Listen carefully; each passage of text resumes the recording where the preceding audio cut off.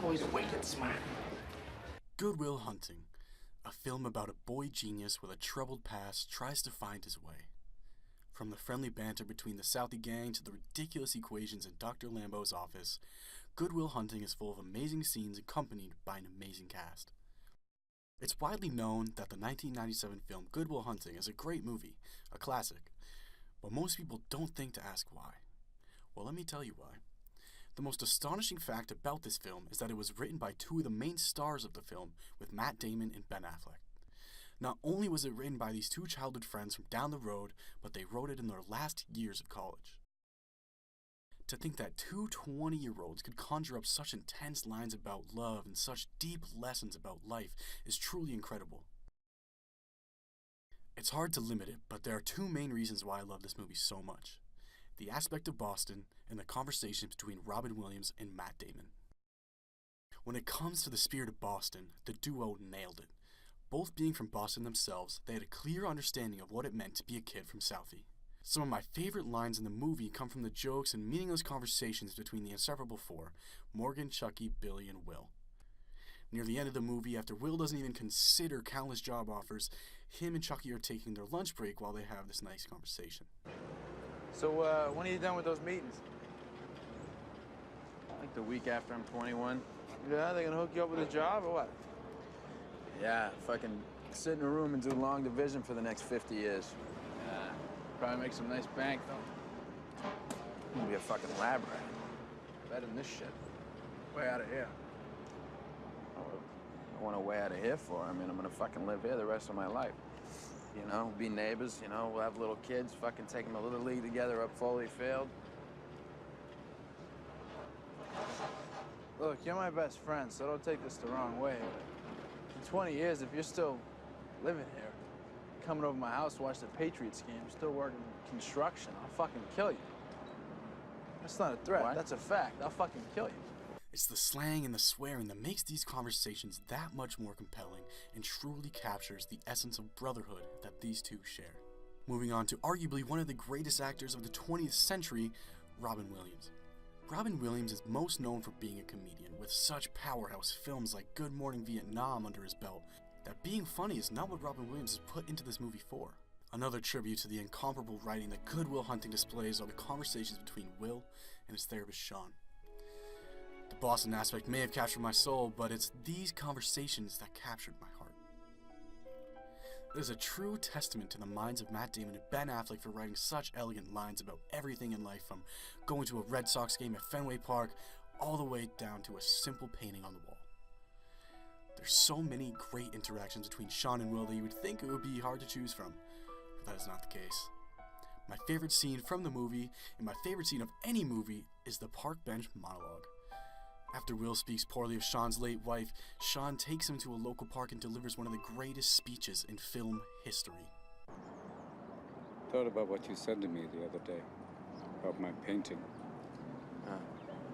Stayed up half the night thinking about it. Something occurred to me. I fell into a deep, peaceful sleep and haven't thought about you since. You know what occurred to me? No. You're just a kid. You don't have the faintest idea what you're talking about. Why, thank you. It's all right. You've never been out of Boston. Nope. So if I asked you about art, you'd probably give me the skinny on every art book ever written. Michelangelo. I know a lot about him. Life's work, political aspirations, him and the Pope, sexual orientation, the whole works, right? I bet you can't tell me what it smells like in the Sistine Chapel. You've never actually stood there and looked up at that beautiful ceiling. Seen that. If I ask you about women, you'd probably give me a syllabus of your personal favorites. You may have even been laid a few times.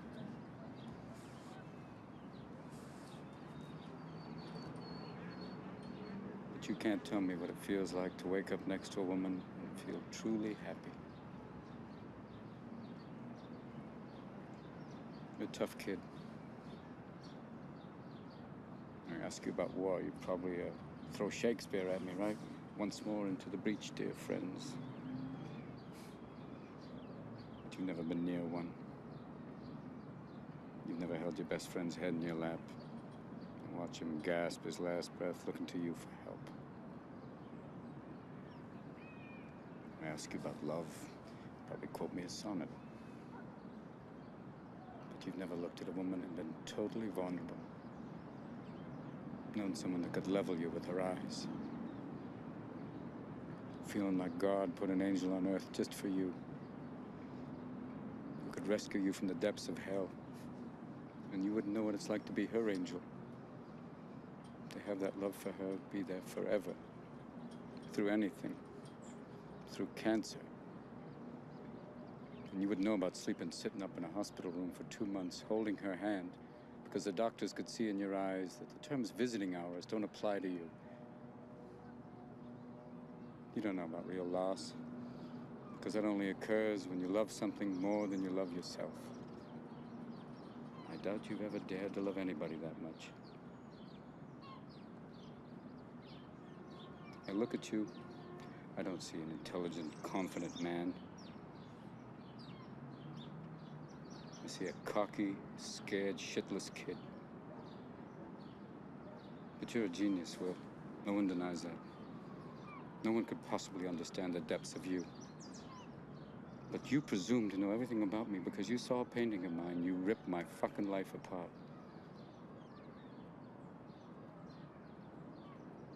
You're an orphan, right?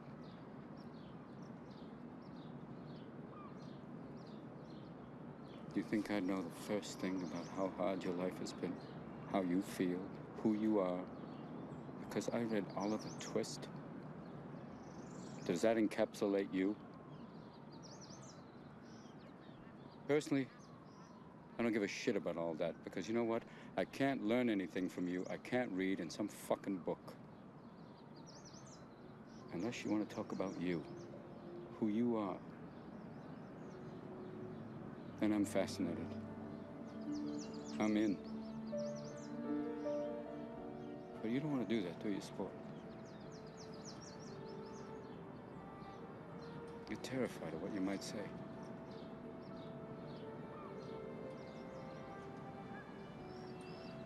Your move, Chief. I love this scene so much that I've considered getting the entire thing as a tattoo somewhere on my body. Unfortunately, it is rather long and cutting just 1 or 2 lines out would not do it justice. With film powerhouses such as Robin Williams and Stellan Skarsgård being Will's 2 mentors, and stars on the rise and Matt Damon, Ben Affleck, and Minnie Driver, there is no absence of talent in this cast. To put into speech the incredibly crafted lines with such precise emotion is simply beautiful to watch. Robin Williams had already displayed his ability to play a mentor in Dead Poet Society, which meant it was time for a younger part of the cast to show just how great they were. This leaves Matt Damon playing Will and Minnie Driver playing his love interest Skylar to shine. Love is a funny game, and neither Will nor Skylar know exactly how to play. That's what makes the romance so interesting. Skylar is a wealthy pre-med student at Harvard from England, and Will is a tough street kid from Southie.